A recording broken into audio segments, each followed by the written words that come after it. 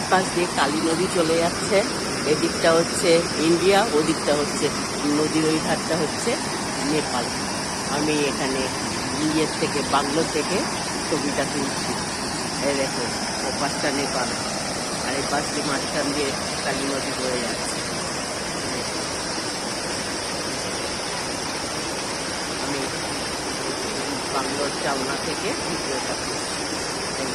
বড় পাহাড়, কি সুন্দর জায়গা, ভীষণ সুন্দর। সারাদিন বসে থাকলেও সময় কেটে যাবে, এত সুন্দর জায়গা। এই নেপাল পাশটা, পাশটা ইন্ডিয়া, মাঝখানে নদী। এই বিলের বাংলোর জানলা থেকে ভিডিও তোলা।